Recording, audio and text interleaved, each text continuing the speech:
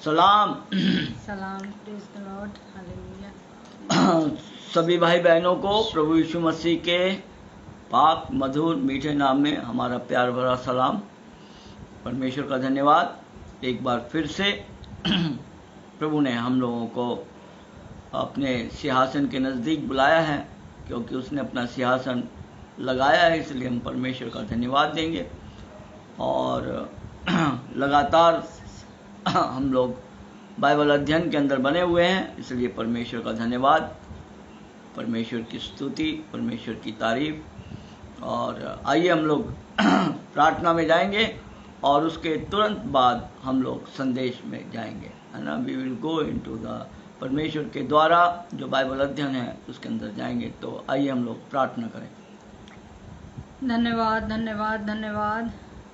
सर्वशक्तिमान सेनाओं का परमेश्वर पिता, राजाओं का राजा, प्रभुओं का प्रभु, ओ परमेश्वर पिता, आपके प्रिय पुत्र मेरे उद्धार करता प्रभु यीशु मसीह के पाक और पवित्र और मीठे नाम में आपके चरणों में आते राजा। ओ प्रभु जी, धन्यवाद और धन्यवाद और धन्यवाद करती हूँ परमेश्वर पिता इस सुंदर समय के लिए प्रभु जी। ओ परमेश्वर पिता, फिर से प्रभु जी आपने एक और मौका दिया परमेश्वर पिता, ताकि हम आपके प्रिय बच्चों के साथ, आपके दासों, संतों और भक्तों के साथ प्रभु जी फिर से प्रभु इकट्ठा होकर प्रभु आपकी आराधना, स्तुति और आपके वचन को सुन सके परमेश्वर पिता। ओ राजाओं के राजा, धन्यवाद करती हूँ परमेश्वर पिता इस सुंदर से समय के लिए प्रभु जी। ओ परमेश्वर पिता, आपके दास को आपके पवित्र हाथों में सौंपती हूँ परमेश्वर पिता। ओ प्रभु, आप छूइए प्रभु जी, अपनी पवित्र आत्मा की जुम्बिश कीजिए प्रभु, आप बोलिए परमेश्वर पिता। ओ राजा, एक एक वचन क्योंकि प्रभु जी आपकी ओर से आता है परमेश्वर पिता। मनुष्य में कुछ भी ताकत नहीं प्रभु जी कि मनुष्य कुछ बोल सके प्रभु जी आपके वचन को लेकर, जब तक कि आप न बोले परमेश्वर पिता। ओ राजा, धन्यवाद करती परमेश्वर पिता आपके दास के लिए प्रभु जी, आप बहुत आयत से आप उन्हें इस्तेमाल कर रहे प्रभु, आप अपने कार्य के लिए प्रभु जी। ओ राजाओं के राजा, धन्यवाद और धन्यवाद करती हूँ परमेश्वर पिता, धन्यवाद करती हूँ परमेश्वर पिता सुंदर वचन के लिए प्रभु जी, आज जो आपने मुझे मनन के लिए दिया प्रभु। ओ राजा, प्रेरितों के काम 16:25 प्रभु, कि तू विश्वास कर तो तेरा घराना उद्धार पाएगा। हो परमेश्वर पिता, सिलास और पौलुस प्रभु बंदी गृह में बंधे थे प्रभु। ओ परमेश्वर, उस कठिनाई के समय भी प्रभु वो आपकी आराधना और स्तुति कर रहे थे परमेश्वर पिता। ओ राजा और प्रभु, इतना बड़ा आश्चर्य कार्य हुआ प्रभु जी कि उनके बंधन टूट गए प्रभु, उनकी बेड़ियां टूट कर गिर गई प्रभु जी। ओ परमेश्वर पिता, ओ राजा, जो बंदी गृह का जो दरोगा था प्रभु, वो खुद डर गया प्रभु जी कि ये क्या हो रहा है प्रभु। जब आपका कार्य होता है परमेश्वर पिता, तो सच में परमेश्वर पिता जो आपके दास और भक्त रहते उनको देख कर प्रभु जी अन्य लोग डरते हैं प्रभु जी कि इनमें कौन सी आत्मा है जो इनके साथ में रहती है। हाँ परमेश्वर पिता, आप रहते हैं परमेश्वर पिता। और वो डर के मारे कहने लगा कि मैं क्या करूं, और पौलुस ने उससे कहा विश्वास कर तो तू और तेरा घराना उद्धार पाएगा। प्रभु यीशु मसीह पर विश्वास कर। हो राजा, सच में परमेश्वर आप हमारे विश्वास को ही परखते हैं प्रभु जी कि हम कहाँ तक आप पर विश्वास करते हैं राजा। होने देना प्रभु, और भी आपके विश्वास में, आपके प्रेम प्यार में और भी बढ़ते जाए प्रभु जी, और निखरे प्रभु जी, क्योंकि परमेश्वर पिता हम जानते हैं प्रभु जी कि अंत समय अब द्वार खड़ा है प्रभु जी, हमें खुद जागना है और औरों को भी जगाना है प्रभु जी। ओ राजाओं के राजा, प्रभुओं के प्रभु, इस सत्य की पाठशाला के कार्य के द्वारा प्रभु जी होने देना प्रभु, हर एक आत्मा जागने पाए प्रभु और सच्चाई को जानने पाए प्रभु जी, आपके वचन को जानने पाए परमेश्वर पिता। ओ परमेश्वर पिता, आप बड़े प्रभु जी, आप बड़े प्रभु, आपका नाम बड़ा ऊंचा हो प्रभु जी, क्योंकि आप सर्वोच्च परमेश्वर है राजा। ओ परमेश्वर पिता, धन्यवाद और धन्यवाद करती हूँ राजा जितने भी लोग जुड़े हुए हैं प्रभु जी, सबों को बहुत आयत से आशीषित कीजिए प्रभु जी। अपने वचन में और आगे बढ़ाइए प्रभु, उनकी ज़रूरतों को पूरा कीजिए प्रभु जी। ओ प्रभु, किसी बात की कमी घटी ना होने पाए परमेश्वर पिता, क्योंकि आप उनके साथ होते हैं परमेश्वर पिता। वो ललायित होते हैं प्रभु आपके वचनों को सुनने के लिए प्रभु, आपका भजन और आपके आपके आपके उपदेश को सुनने के लिए ललायित होते हैं प्रभु जी। तो आप उन्हें आशीषित करते हैं परमेश्वर पिता। धन्यवाद करती हूँ राजा, धन्यवाद और धन्यवाद और धन्यवाद की भेंट आपके पवित्र चरणों में रखती हूँ राजा। आप ये छोटी सी विनती मेरे उद्धार करता प्रभु यीशु मसीह के पाक और पवित्र और मीठे नाम में स्वीकार कीजिए। आमीन, आमीन और आमीन। प्रभु का लाख लाख शुक्रगुजार हैं हम खुदा के, कि उस खुदा ने मेरे और आपके नथनों में अपने जीवन की श्वास को बरकरार रखा। और कितने लोग हैं आज जो आज का उगता हुआ सूरज नहीं देख पाए, कितने लोग हैं जो आज का डूबता हुआ सूरज नहीं देख पाए, लेकिन उसके बावजूद परमेश्वर का रहम, परमेश्वर का जो है उसकी महिमा, उसका जलाल, उसकी महिमा हमारे साथ में है और उसने हमको संभाल करके रखा, इसलिए परमेश्वर का धन्यवाद। तो हम लोग अध्ययन कर रहे हैं उत्पत्ति की पुस्तक और उसके 6ठे अध्याय का। और आज हम लोग जो है आगे बढ़ने से पहले और पूरी रीति से हम लोग जो है वो सिस्टमैटिक ढंग से आज परमेश्वर के एक एक वचन के द्वारा हम लोग आगे बढ़ेंगे, ताकि उसके बाद परमेश्वर हमें जो है वो अध्याय जो है 5 में तो हम लोग आज गए थे, 6ठा अध्याय, उसके बाद 7वें अध्याय के अंदर हम लोग आगे जाएंगे। सो प्रभु का लाख लाख धन्यवाद। और आइए हम लोग जो है परमेश्वर के वचन से हम लोग पढ़ेंगे उत्पत्ति की पुस्तक, पैदाइश की पुस्तक, है ना। उर्दू में उसको कहते हैं पैदाइश की पुस्तक, हिब्रू में उसको कहते हैं बेरेशित की पुस्तक, है ना, द बुक ऑफ बेरेशित।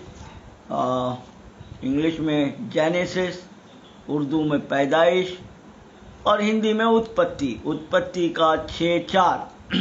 हम लोग दानवों के बारे में पढ़ रहे थे और फिर हम लोग आगे जो जिस रीति से प्रभु हमें अगुवाई करेगा, हम लोग उत्पत्ति उसका 6ठा अध्याय और उसका 4था वचन। यस।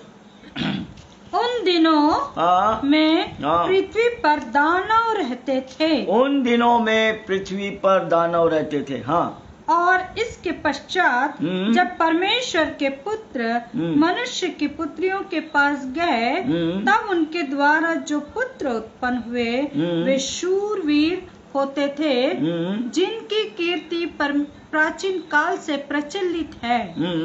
यहोवा ने देखा। बस बस यहीं तक। चौथा वचन। हाँ, चौथा वचन, चौथा। यस। हाँ, जिनकी कीर्ति प्राचीन काल से प्रचलित है। यस। परमेश्वर अपने वचन के ऊपर बड़ी आशीष को प्रदान करे और खुदा बाप बड़ी बरकत दे, है ना।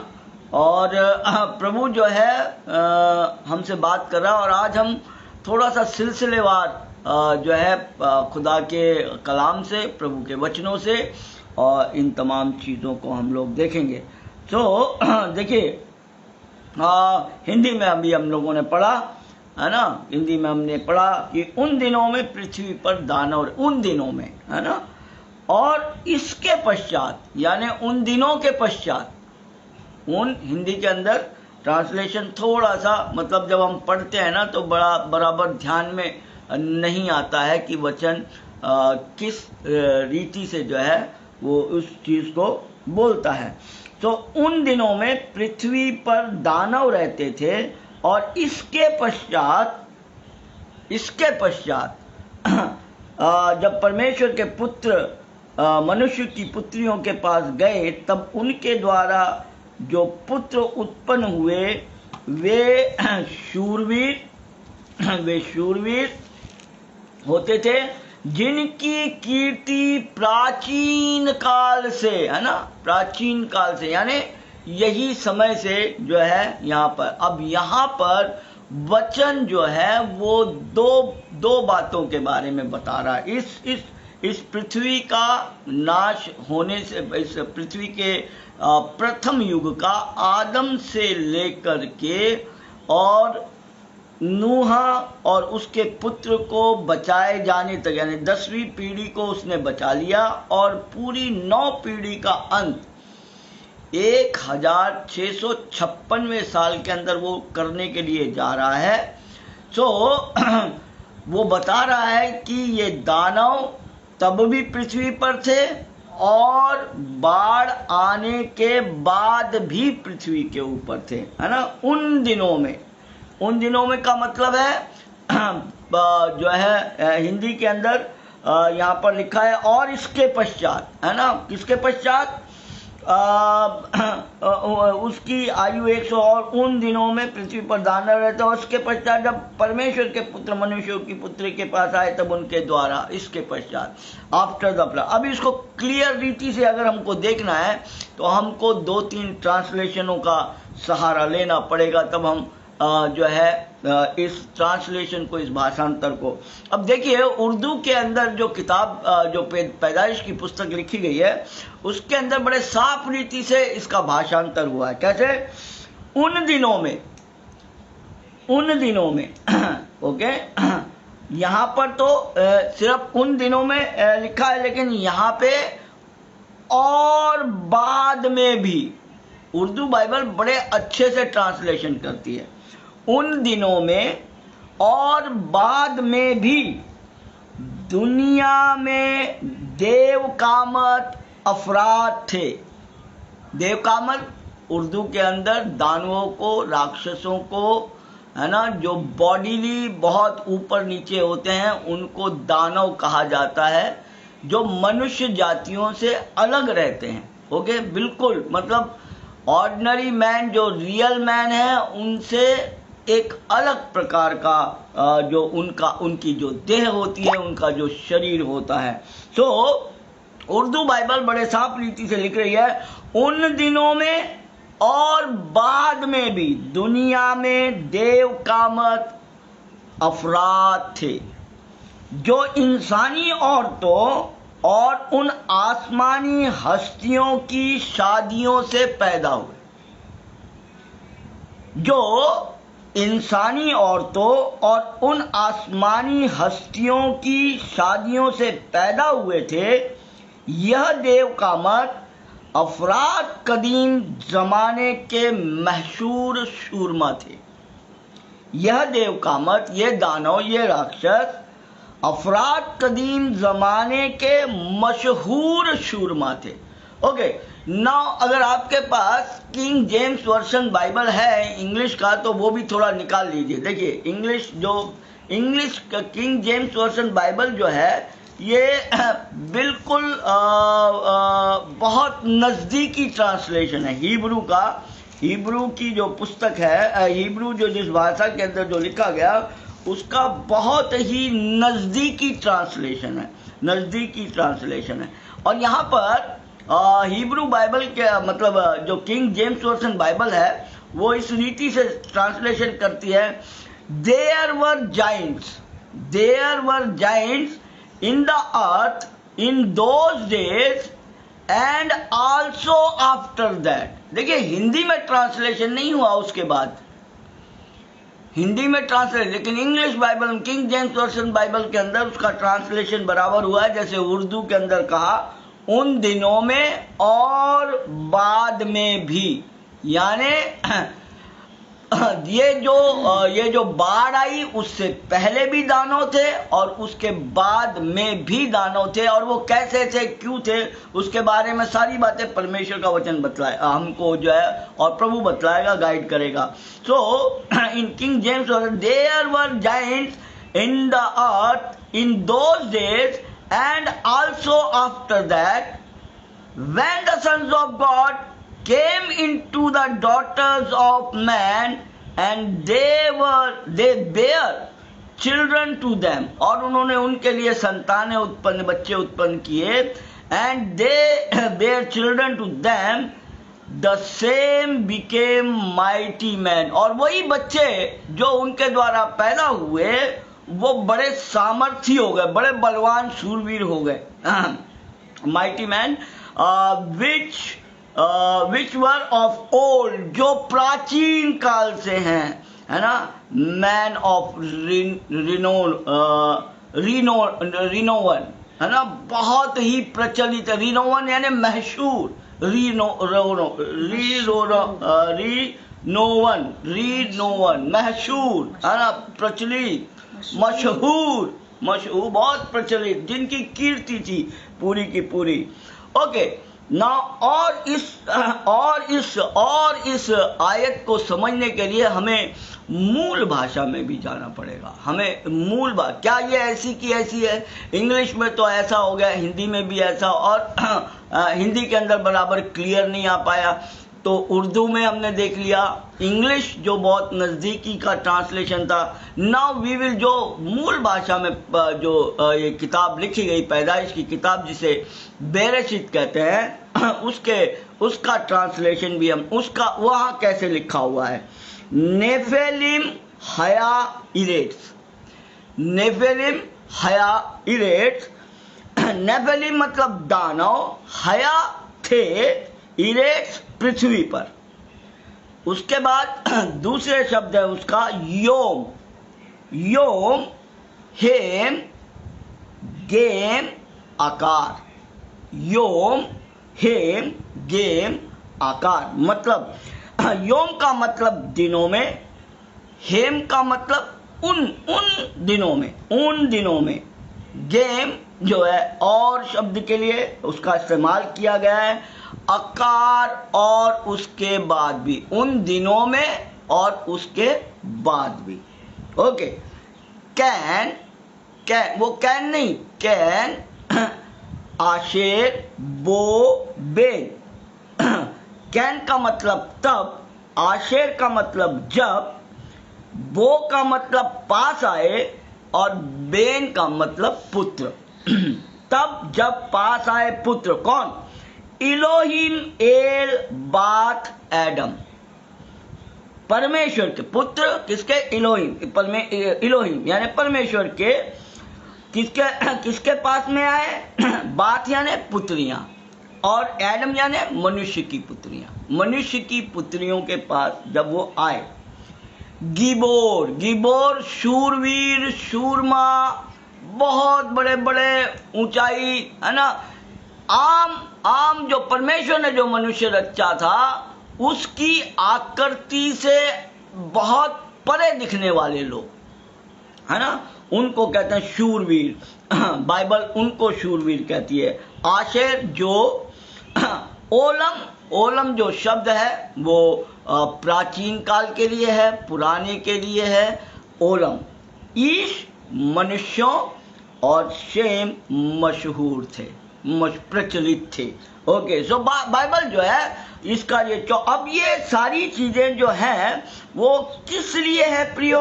क्या बतलाता है हमको, क्यों पूरा होना? ये चौथी आयत है, ये चौथी आयत हमको उत्पत्ति 3 की भविष्यवाणी, उत्पत्ति 3 की कथा को पूरा करता है।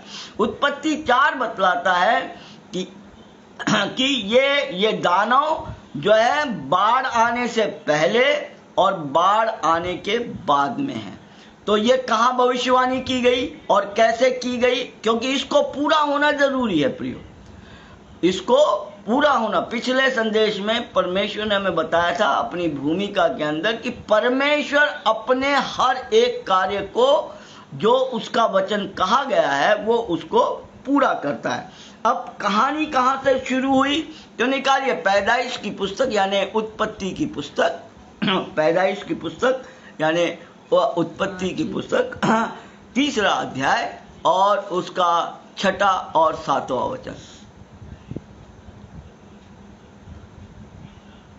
अतः जब स्त्री ने देखा हाँ कि उस वृक्ष का फल खाने के लिए अच्छा हाँ और देखने में मन भाऊ हम्म। और बुद्धि देने के लिए चाहने योग्य भी है, हाँ तब उसने उसमें से तोड़ कर खाया और अपने पति को भी दिया और उसने भी खाया। तब उन दोनों की आंखें खुल गई और उनको मालूम हुआ कि वे नंगे हैं। इसलिए उन्होंने अंजीर के पत्ते जोड़ जोड़ कर लंगोट बनाए। अब देखिए सिलसिला यहाँ से शुरू हुआ। पाप करने का सिलसिला जो है वो तीसरे अध्याय के 6 और 7वें वचन से शुरू हुआ और परमेश्वर का वचन। अब देखिए यहाँ पे गहराई की बात ये है, आखिरी जब आप अब उसका आखिरी वो पढ़ेंगे, उनको मालूम हुआ कि हम नंगे हैं। उससे पहले उनको मालूम नहीं था, यानी कि उन्होंने अपने शरीर के अंदर जैसे वो रहते थे, मिस्ट्री ये है, भेद ये है, अपने प्रभु आपकी आत्मा में बात करे और आप अपनी आत्मिक बुद्धि को जो है उनको प्रभु खोलेगा आपके, और मैं विश्वास करता हूं प्रभु की आशीष आपके ऊपर। देखिए अब ये यहाँ पर अपने शरीर के अंदर एक बदलाव देख रहे हैं। क्या बदलाव देख रहे हैं? इससे पहले बदलाव नहीं दिखाई दिया, अभी उनको बदलाव दिखाई दिया। कब? फल खाने के बाद। फल खाने के बाद उनको ये बदलाव उनके शरीर के अंदर दिखाई दिया कि वो नंगे हैं और उन्होंने अंजीर के पत्ते सीकर अपने लिए लुंगियां बना ली, या हिंदी में कहते हैं लंगोट बना लिए, उर्दू में कहते हैं लुंगियां बना ली। ओके, सो बदलाव। अब नाउ दे आर फीलिंग जो है बदलाव। अब इस बदलाव शब्द के लिए परमेश्वर के वचन के अंदर हिब्रू भाषा में इस बदलाव के लिए, शरीर के अंदर परिवर्तन होने के लिए जो शब्द जो लिखा गया है वो है हफाक। हिब्रू भाषा में लिख लीजिए, है ना, लिख लीजिए। परमेश्वर अपने वचन के अंदर आपको सही ट्रांसलेशन, सही भाषांतर, सही बातें आपको बताएगा जो आपकी आत्मा में उतरे। आप इधर उधर ना जाएं। ये कहानियां नहीं हैं, ये परमेश्वर का सत्य वचन है और सत्यता के उन वचनों को देखिए, है ना। तो हिब्रू भाषा के अंदर इस बदलाव को कहते हैं, इस बदलाव को महसूस करने को कहते हैं हफाक। और ग्रीक भाषा में जिसके अंदर नया ऐहदनामा यानी न्यू टेस्टमेंट, नया नियम लिखा गया है, ग्रीक भाषा में उसको कहते हैं ओइकेटेरियन, शरीर में बदलाव होना। अब देखिए, इसीलिए परमेश्वर का वचन कहता है 3 गवाहों का होना जरूरी है, और इस बात को हम बाइबल के कलाम के अंदर 3 जगह देखते हैं। मेरे साथ में पहले देखिए अब ये बदलाव क्यों हुआ उनके शरीर के अंदर। उसका खास कारण ये था कि जो वो कहते हैं कि जो उन्होंने जो उसने फल खाया वो फल नहीं परंतु व्यभिचार था। यहां से परमेश्वर जो है, ये आदम कैसे जो दानव कैसे इस पृथ्वी के ऊपर आ रहे हैं, उनका जो है सिलसिला यहां से शुरू होता है। बॉडीली चेंज, इनके अंदर बॉडीली चेंज हो गया और इन्होंने जान लिया कि हम नंगे हैं। और जो है अमसाल की किताब यानी नीति वचन की पुस्तक, अमसाल की किताब यानी नीति वचन की पुस्तक, उसका 30 अध्याय उसकी 20वीं आयत में इस रीति से लिखा है, जिनाकार औरत की यह राह है, जिनाकार औरत की यह राह है कि वो खा लेती है, फिर अपना मुंह पोंछ कर कहती है कि मुझसे कोई गलती नहीं हुई। जिनाकार यानी व्यभिचार करने वाली औरत, है ना, व्यभिचार करने, अपनी देह को देह के साथ के अंदर व्यभिचार कर, दूसरे देह के साथ में व्यभिचार करने वाली औरत, है ना, दूसरे कुएं से पानी पीने वाली औरत, है ना। सो उसके बारे में कहता है। तो ये दिस जिनाकार औरत की ये राह है कि वो खा लेती है, फिर अपना मुंह पोंछ कर कहती है मुझसे कोई गलती नहीं हुई। व्यभिचारिणी स्त्री की चाल ही ऐसी है कि वो भोजन करके अपना मुंह पोंछती है और कहती है कि मैंने कोई अपराध नहीं किया। जब यह अपराध हो गया इनसे और इन्होंने व्यभिचार कर लिया, पहले जो है इस औरत ने व्यभिचार कर लिया और फिर उसके बाद में उसके आदमी ने जो है वो उस व्यभिचारिणी औरत के साथ में उसको अपनी संगनी बनाया, वो झूठा फल उसने खाया और इस रीति से इन दोनों के जीवन के अंदर यहाँ पर एक बदलाव जो है वो आ रहा है। और इस बदलाव के बाद में जब इन्होंने इस बदलाव को जब अपने जीवन के अंदर महसूस कर लिया, तो अब इस बदलाव के बारे में हम आगे देखेंगे। तब ये भविष्यवाणी हुई, तब ये भविष्यवाणी खुदा जो है बाग अदन के अंदर करता। निकालिए उत्पत्ति की पुस्तक उसका 3 अध्याय और उसका 15 वचन। उत्पत्ति की पुस्तक और उसका 3 अध्याय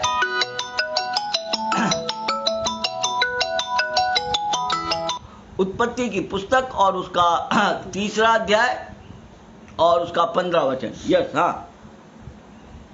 और मैं तेरे और इस स्त्री के बीच में, तेरे वंश और इसके वंश के बीच में बैर उत्पन्न करूंगा। वह तेरे सिर को कुचल डालेगा और तू उसकी एड़ी को डसेगा। हाँ, यस। देखिए अभी उत्पत्ति 3:15, पैदाइश की किताब 3:15, उर्दू बाइबल बड़े अच्छे से लिखती है। मैं तेरे, देखिए ध्यान से पढ़िए, ध्यान से अपने अपने शास्त्र निकालें, हिंदी है हिंदी निकालें, मराठी है मराठी निकालें, पंजाबी है पंजाबी निकालें, जो भी भाषा है आपके पास, और देखें कि ये परमेश्वर का वचन इसी रीति से आगे बढ़ता है कि नहीं। मैं तेरे और औरत के, दो को बतला रहा है, इबलीस को, सांप को संबोधित करते हुए दोनों को बोल रहा है। मैं तेरे और औरत के दरमियान दुश्मनी पैदा करूंगा। दुश्मनी है औरत के वंश के बीच में और इबलीस के वंश के बीच में, आदम के वंश के बीच में नहीं, क्योंकि आदम का वंश इबलीस से हार गया, दोनों हार गए। अब जो दुश्मनी है, खास दुश्मनी है, वो इबलीस का वंश है और औरत का वंश है। और औरत का वंश कभी होता नहीं है, पिछले संदेशों में हम बार बार देख चुके हैं, लेकिन फिर भी खुदा हमें बार बार याद दिलाना चाहता है ना, क्योंकि बिगर पुरुष की सहायता के बिगर स्त्री जो है या औरत जो है वो बच्चों को जन्म नहीं दे सकती। लेकिन यहाँ क्लियर लिखा हुआ है कि औरत का वंश, यहाँ पर आदम का वंश नहीं है, क्योंकि आदम का वंश हार चुका है और इसी आदम के वंश को बचाने के लिए स्त्री का वंश इस जगत के अंदर आया, है ना। स्त्री का वंश इस जगत के अंदर, अब उसकी भविष्यवाणी है। अब ये स्त्री का वंश कौन है, ये भी हम बार बार परमेश्वर का वचन हमें बता चुका है। गलतियों 3:15-16, गलतियों की पुस्तक 3:15 और 16, और गलतियों की पुस्तक 4 और 4, जो यीशु मसीह है ना। जिसने नहीं देखा होगा वो जरूर उसको देख लीजिएगा। मैं तेरे और औरत के दरमियान दुश्मनी पैदा करूंगा, उसकी औलाद और तेरी औलाद की दुश्मनी। किसकी? औरत की औलाद और इबलीस की औलाद, इन दोनों के बीच में दुश्मनी होगी और वो तेरे सर को कुचलेगा। कौन कुचलेगा? औरत की औलाद सर को कुचलेगा, जबकि तू उसकी एड़ी पर काटेगा। ओके, तो ये भविष्यवाणी जो है बाढ़ आने से पहले और बाढ़ आने के बाद पूरी होनी है। तो ये जो दानव है ये बाढ़ आने से पहले भी है और बाढ़ आने के बाद में भी है, और आज भी कैसे हैं इन बातों को, क्योंकि ये भविष्यवाणी का पूरा होना बहुत ही, क्योंकि अगर परमेश्वर का आकाश और पृथ्वी टल जाएंगे लेकिन मेरा कहा हुआ वचन नहीं चलेगा। और यही है प्रियो, यही है और यही पूरा होना बाकी है, और यही जो है इसका वो है। सो हवाक और ऑइकेटेरियन का मतलब है शरीर के अंदर बदलाव होना, शरीर के अंदर बदलाव। तो क्या बदलाव हुआ?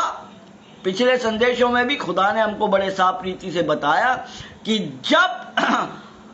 जब मनुष्य ने अपनी देह को दूसरे के हवाले कर दिया, अपने कुएं से पानी नहीं पिया, और उसके बाद में आदम तो अपने कुएं से पानी पीने के लिए आया, लेकिन मना था। क्या मना था?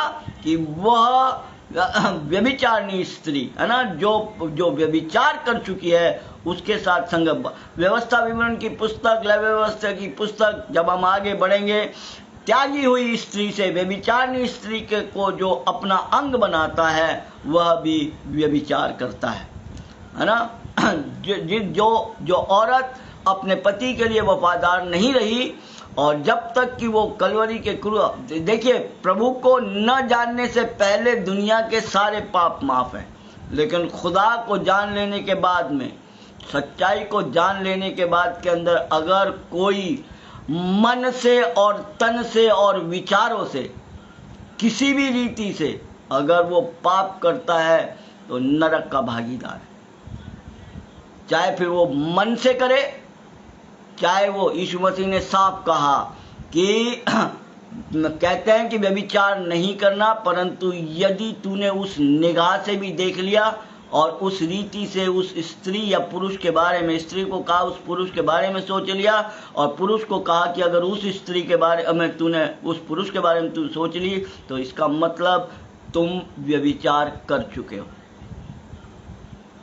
तुम व्यभिचार कर चुके हो, यू आर अडल्टर। और व्यभिचारियों से सबसे ज्यादा अगर परमेश्वर घृणा करता है, तो व्यभिचारियों से प्रभु, उनको स्वर्ग के राज के अंदर प्रवेश नहीं है। ओके, जान लेने के, सच्चाई जान लेने के बाद में। सो ओइकेटेरियन। आइए अभी यहाँ पर नए नियम के अंदर ये शरीर के बदलाव के बारे में हम 2 बार देखते हैं, और पहली बार हम देखेंगे पहला शमूएल उसका 10वां अध्याय, पहला शमूएल उसका 10वां अध्याय, इस हफाक के बारे, हिब्रू वर्ड हफाक, पहला शमूएल उसका 10वां अध्याय और उसका 6वां वचन। थोड़ा सा सिलसिलेवार स्टडी करेंगे, ताकि आगे प्रभु हमको ये बताना चाहता है कि हम किसी भी रीति से मतलब परमेश्वर के भेदभाती बातें जो हैं वो आपसे, आपकी आंखों से छुपे ही ना रहें, परंतु खुदा सारी बातों को अपने बेटे और बेटियों पर प्रकट करना चाहता। ओके, हाँ। तब यहोवा का आत्मा तुझ पर बल से उतरेगा, तब यहोवा का आत्मा तुझ पर बल से उतरेगा, और तू उनके साथ होकर नबूवत करने लगेगा, और तू उनके साथ नबूवत करने लगेगा, और तू परिवर्तित होकर और ही मनुष्य हो जाए, और तू परिवर्तित होकर और ही मनुष्य हो जाएगा।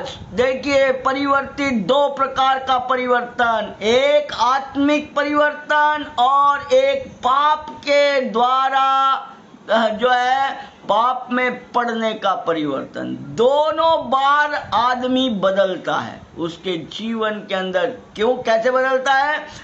बागे अदन के अंदर पाप किया, प्रभु की आत्मा उसके पास से उठ गई, मनुष्य परमेश्वर का मंदिर नहीं रहा, गिरकर अपनी अवस्था के अंदर आ गया, जानवरों की अवस्था के अंदर आ गया, परिवर्तन हो गया। इसीलिए जब शरीर में परिवर्तन हुआ और उनको मालूम हुआ, परिवर्तित हो गए। अब और ही, पहले और ही प्रकार के थे ये दोनों, अब पाप करने के बाद के अंदर, व्यभिचार करने के बाद में ये अलग प्रकार के हो गए, और उनको मालूम हुआ जब उन्होंने अपने शरीर को देखा, परिवर्तित हो गए, अरे हम तो नंगे।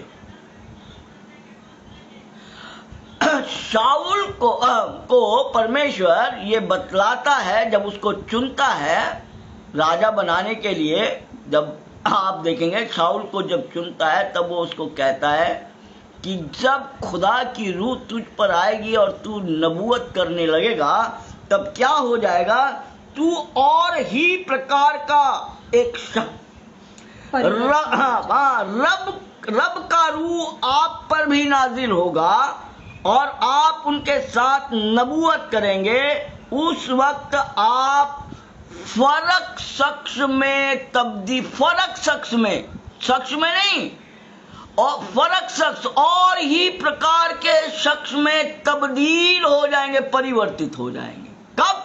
जब परमेश्वर का आत्मा आपके ऊपर आएगा, आप नबूवत, अब परिवर्तन है ना।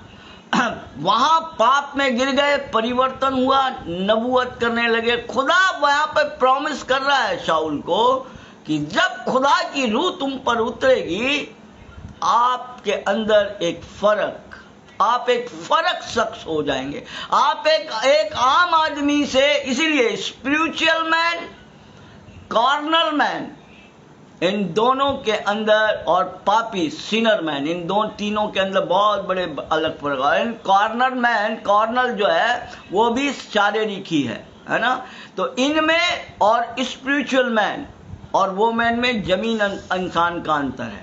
इनके जीवन के अंदर जो परिवर्तन है वो आम तौर पर कार्नल जो बिलीवर्स हैं, जो कार्नल जो मैन्स हैं, है ना, जो शारीरिक मनुष्य हैं, दोज आर शाउलिश, जो प्राण के ऊपर डिपेंड रह करके जीते हैं, उनमें और स्पिरिचुअल मैन में जमीन और आसमान का अंतर है। इतना अंतर है जितनी दूरी के ऊपर आसमान है, स्वर्ग है, और जितनी दूरी के ऊपर पृथ्वी है।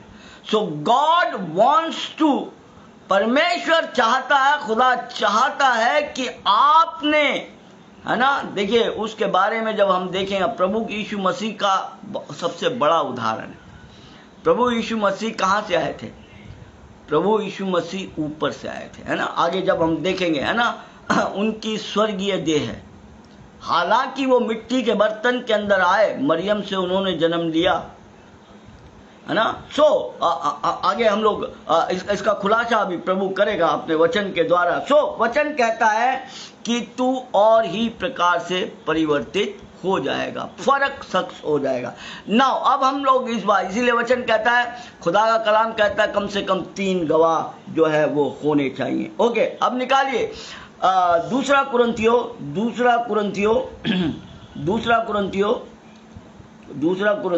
और उसका दूसरा कुरिन्थियों उसका 5वां अध्याय और 1 से 5 वचन तक निकालिए, जल्दी जल्दी निकालिए। हम लोग पढ़ेंगे, अपने अपने कलाम को निकालिए, 1 से 5।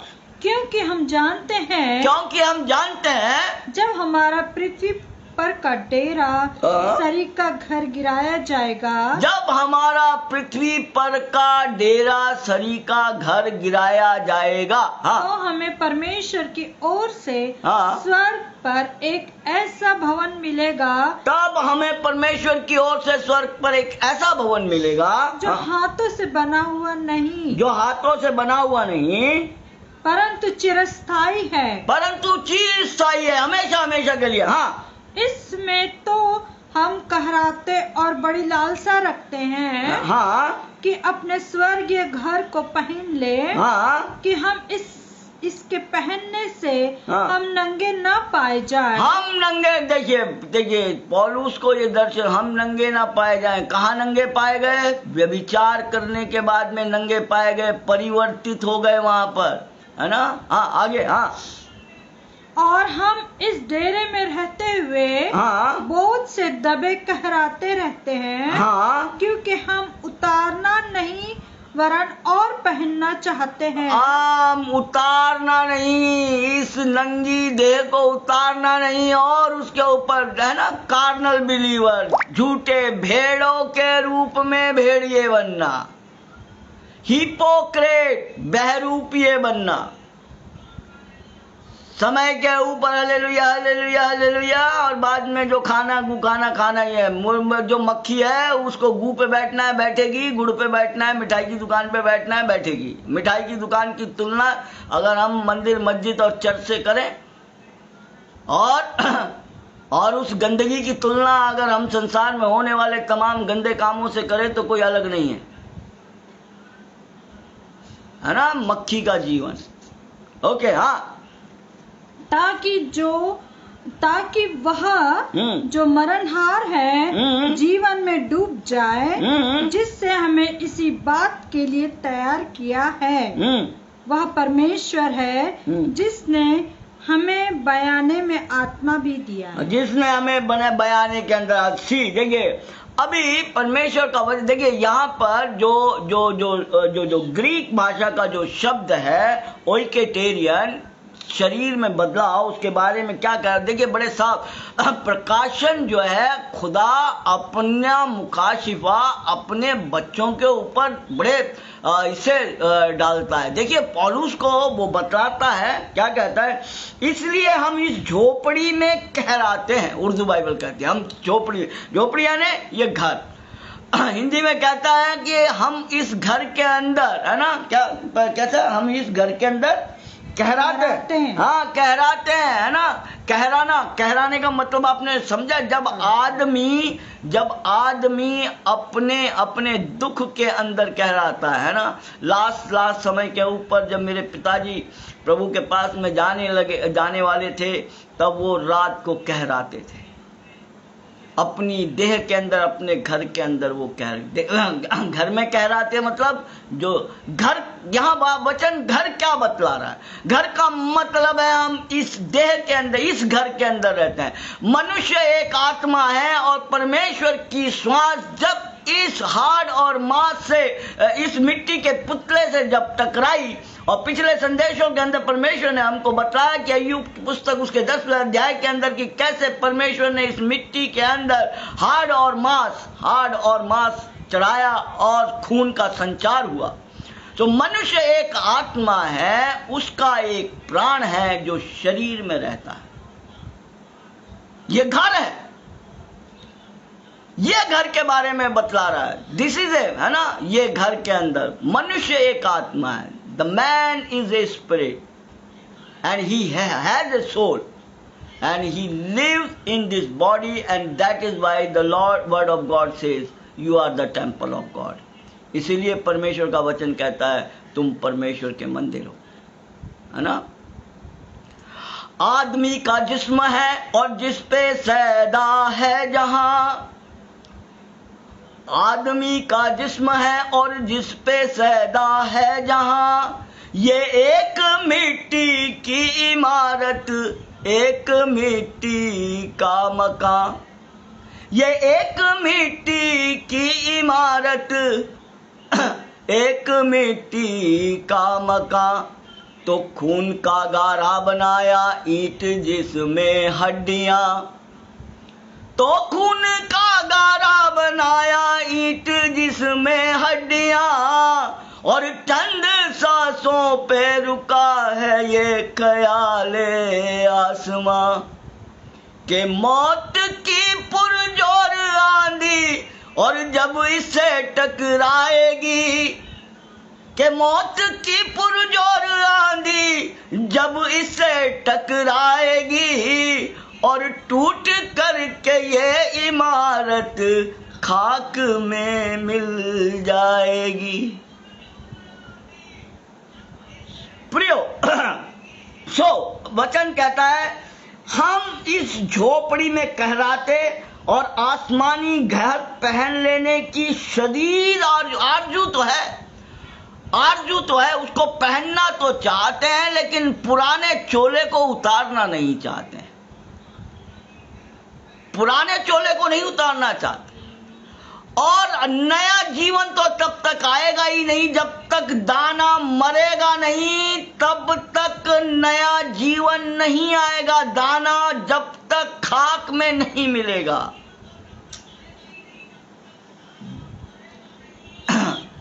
तब तक नया जीवन नहीं आएगा। जब दाना खा ना, मिटा दे अपनी हस्ती को अगर कुछ मर्तबा चाहे, कि दाना खाक में मिलकर गुले गुलजार होता है।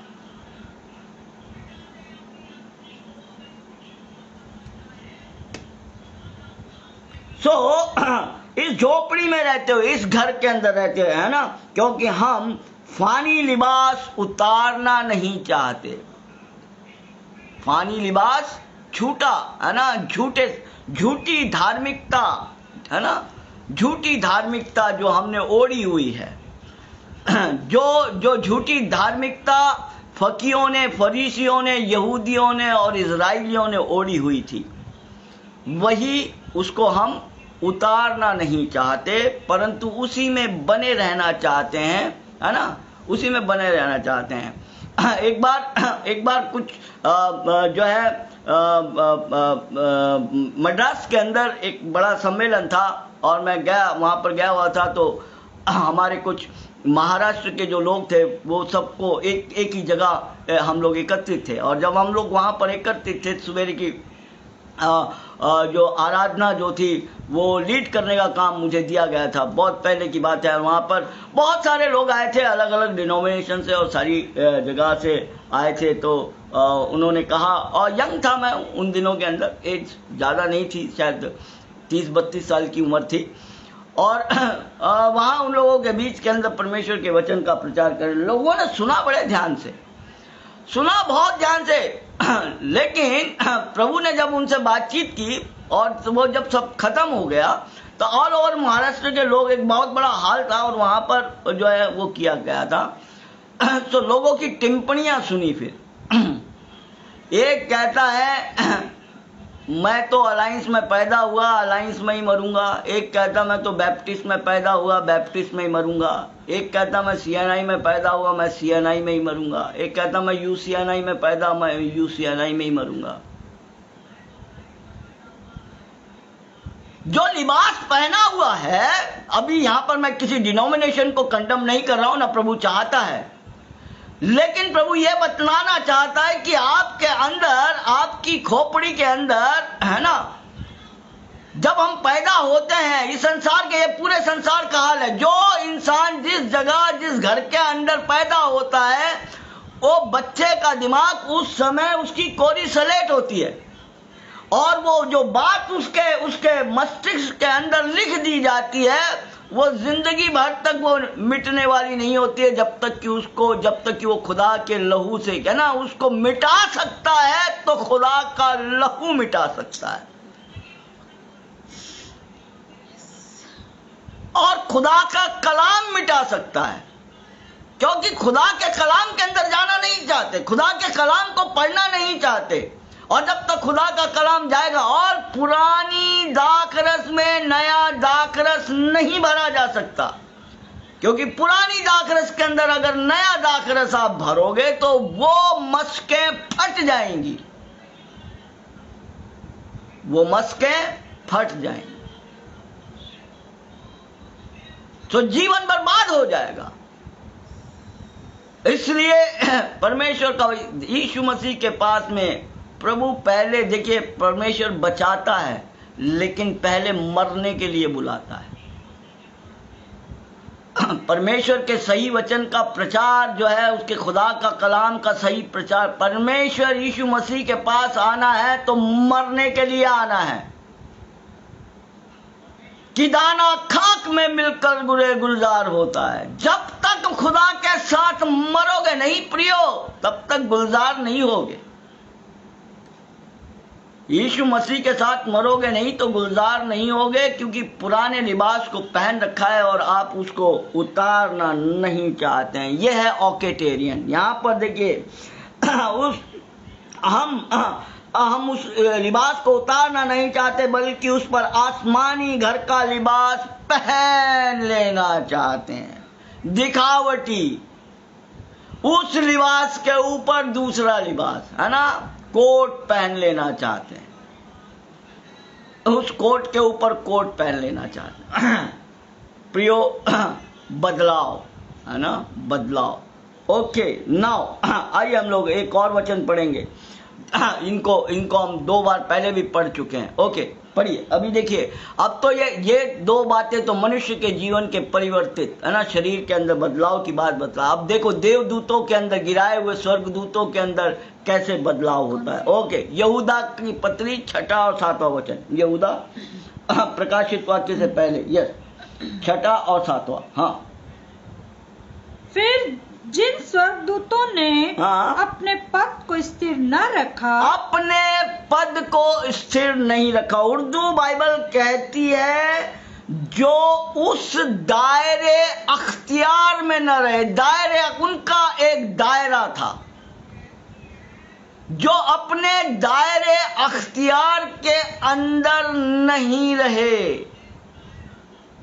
हाँ आगे, हाँ, वरन अपने निज निवास को छोड़ दिया। हाँ, अपने निज निवास को। लेकिन उर्दू बाइबल बड़े साफ रीति से कहती है और इंग्लिश बाइबल भी बड़े साफ रीति से कहती है कि उन्होंने उस दायरे अख्तियार के अंदर न रहे जो खुदा ने उनके लिए मुकर्रर किया था। जो खुदा ने उनके लिए मुकर्रर की थी, जो दायरा था, उस दायरे से जो है, देखिए, उस दायरे से ये वोमेन, ये खातून भी हट गई।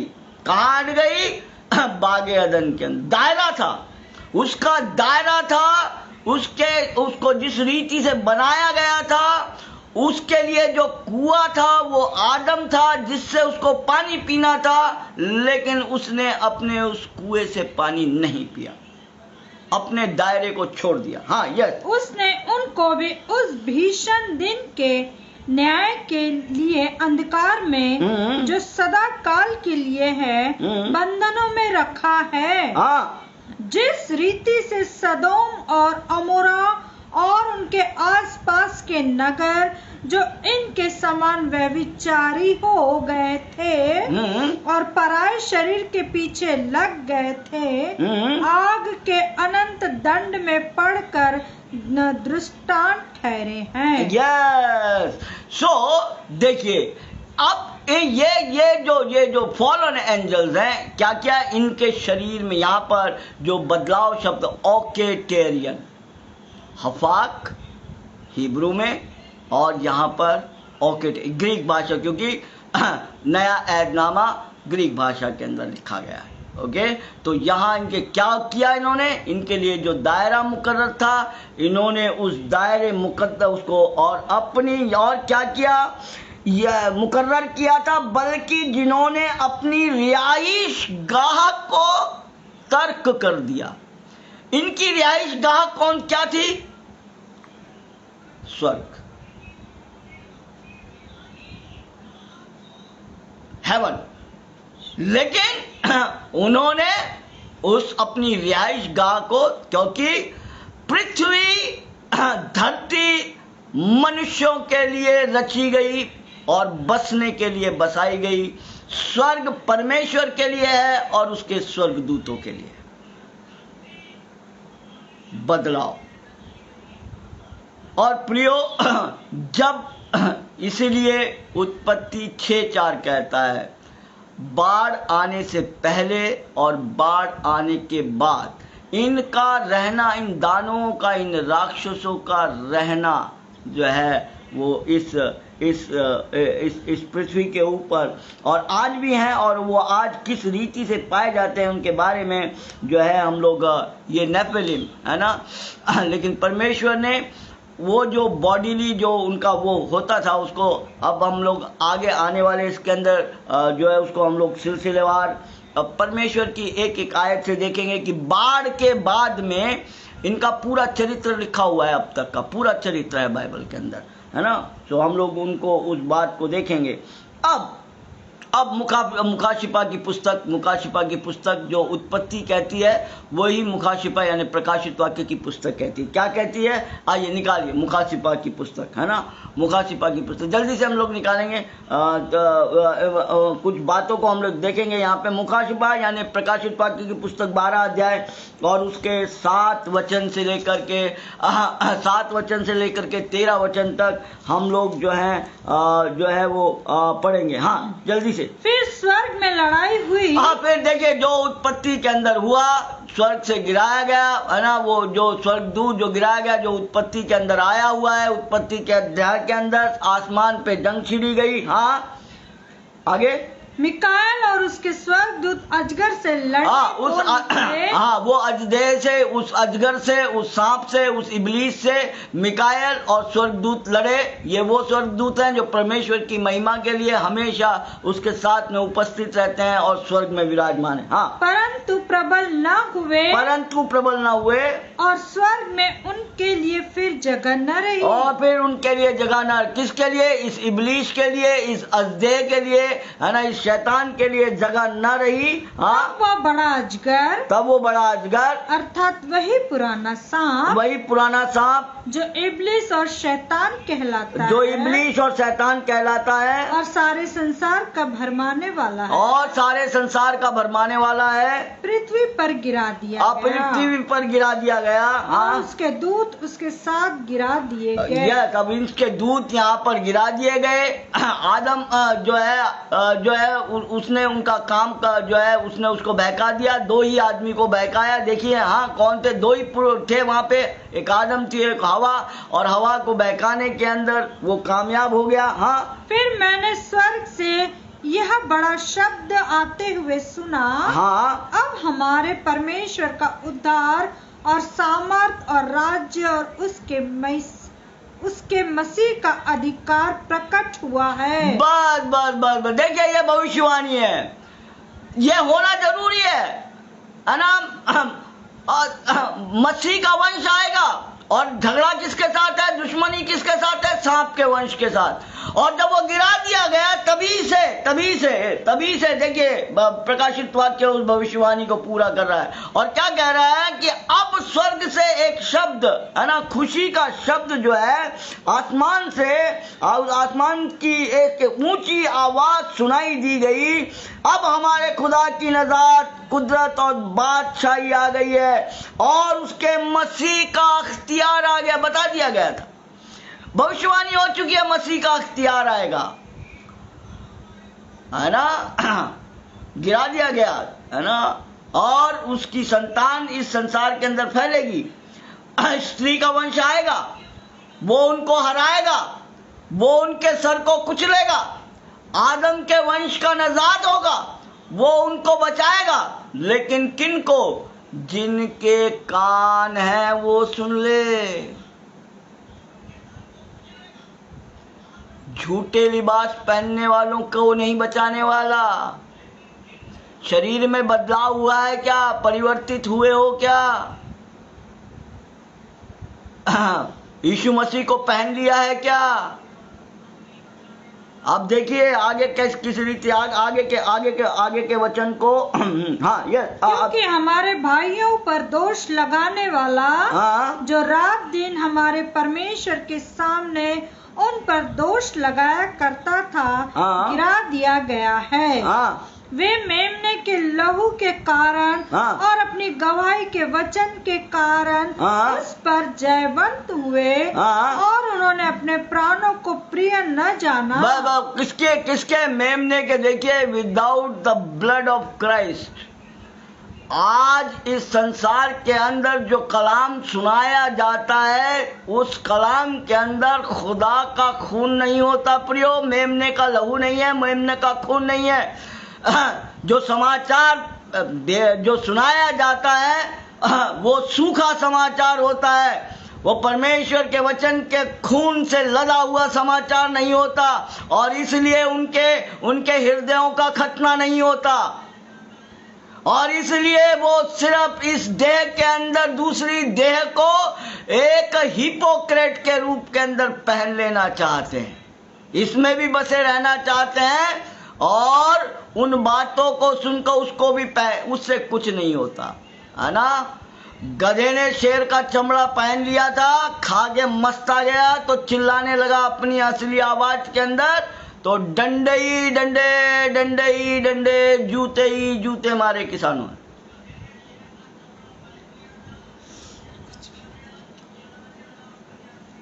है ना।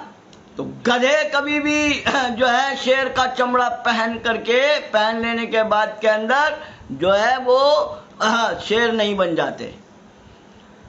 यहूदा का सिंह उसको पहनना, मरना पड़ेगा, मरना पड़ेगा, जन्म लेना पड़ेगा, जन्म लेना मिटा दो अपनी हस्ती को, अगर कुछ मर्तबा चाहो कि दाना खाक में मिलकर गुले गुलजार होता है। और आखिरी वचन पढ़िए इसका भी, 13 वचन पढ़िए जरा, 12, हाँ 12-13 पढ़ो। हाँ, इस कारण हे स्वर्गो और उनमें रहने वालों हाँ, मगन हो, हाँ, हे पृथ्वी और समुद्र तुम पर हाय। ये पृथ्वी और समुद्र तुम पर, तुम इसमें बसने वाले, और समुद्र, समुद्र मौत की निशानी है। पृथ्वी के ऊपर जो अनसुने, जो अपना कान नहीं लगा रहे हैं, अफसोस है उनके ऊपर। स्वर्ग के अंदर खुशी हो चुकी है, मसीह का राज्य आएगा। उसने कह दिया था मैं आऊंगा, उत्पत्ति 3:15 के, उत्पत्ति 3:15, जैसे मेरा स्त्री का वंश आएगा वैसे ही शैतान का वंश, शैतान का वंश आना जरूरी है। रूप बदलते हुए आ रहा है, वो रूप बदलते हुए आ रहा है। कोरोना अब अपना रूप बदल रहा है ना। कितने रूप बदल लिया अब तक कितने रूप बदल लिया है उसने। अभी डेल्टा प्लस में आ गया वो। शैतान अपना, देखिए बीमारी भी शैतान की एक, आगे जब परमेश्वर अपने वचन के द्वारा पढ़े बताएगा, ये इब्लीस को जो है बीमारी भी घोषित किया परमेश्वर ने, है ना। इस बीमारी, इब्लीस का दूसरा नाम बीमारी भी है ना, द डिसीज, है ना। वो कहता है, यस आगे, हाँ, तुम पर हाय क्योंकि शैतान बड़े क्रोध के साथ तुम्हारे पास उतर आया है, हाँ, क्योंकि जानता है कि उसका थोड़ा ही समय बाकी है। यस उत्पत्ति 3:15 की भविष्यवाणी, वंश दोनों आएंगे। अब वो जान गया है कि मेरा थोड़ा ही समय बाकी बचा है, तो अब वो क्या कर रहा है। हाँ आगे पढ़िए। हाँ,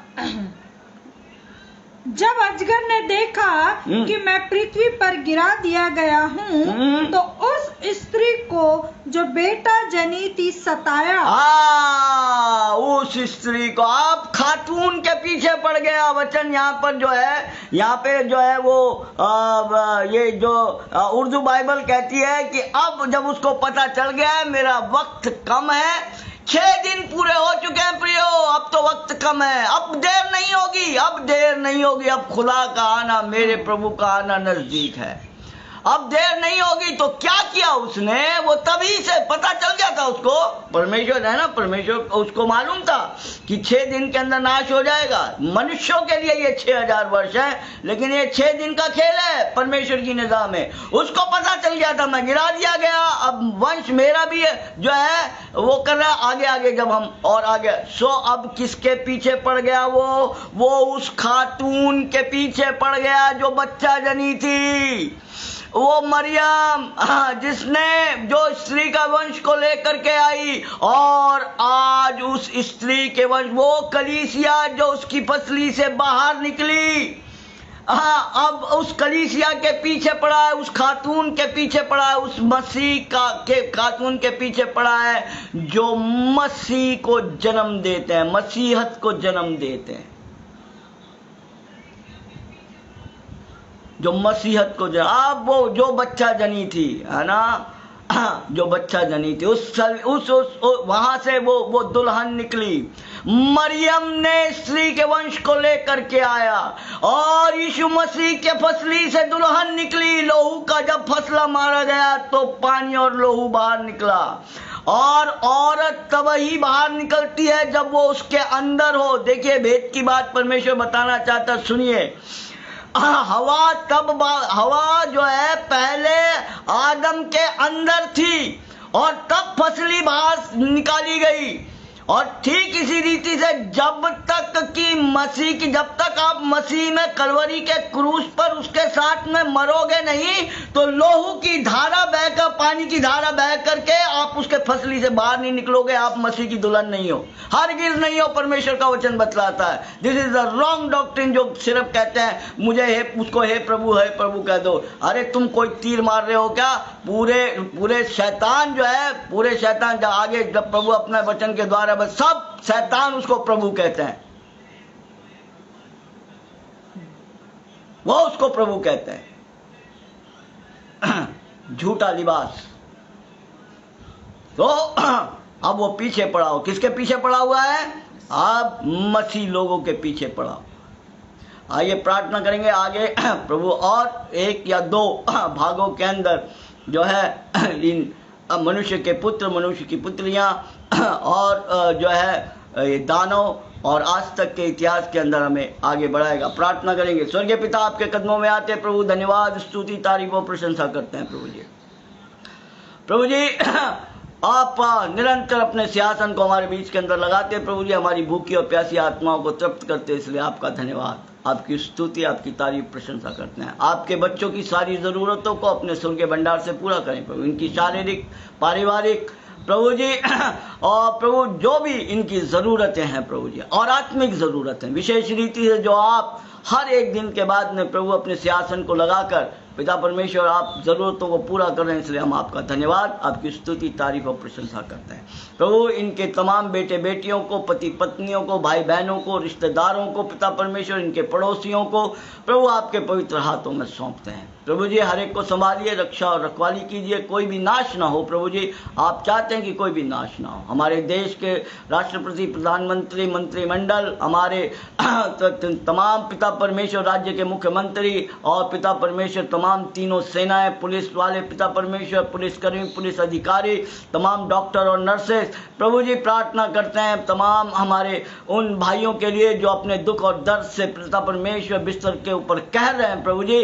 प्रभु इस देह से उनको बाहर निकालिए, छुटकारा दीजिए। उन परिवारों को भी याद करते हैं जिन्होंने आज अपने प्रियों को खोया है पिता परमेश्वर। प्रभु वो शांति जो दुनिया की समझ से बाहर है, उससे उन्हें मालूमाल कीजिए। और प्रभु आपसे विनती और प्रार्थना है कि अगर आप नहीं आए तो इसी रीति से अपने सिंहासन को हमारे बीच में लगाते रहिए। और पिता परमेश्वर अपने वचनों की भेद भरी बातें पिता परमेश्वर, उससे जो आप अपने बेटे और बेटियों से छुपाना नहीं चाहते पिता परमेश्वर, उनके ऊपर इसी रीति से खोलते रहिए, ताकि प्रभु वो आपके जैसे मुर्गी अपने बच्चों को संभालती है प्रभु, आप उन्हें अपने आप में समेट लें। हमारी आत्मा प्राण देह को आपके पवित्र चरणों में रखते हुए ये प्रार्थना मेरे उद्धारकर्ता खुदावंद यीशु मसीह के पाक पवित्र और मीठे नाम से मांगता हूँ। दया से सुनो और ग्रहण करो प्रभु, और हम सब कहें आमीन, आमीन और आमीन। God bless you, God bless you. खुदा का फजल आपके साथ उसके आने वाले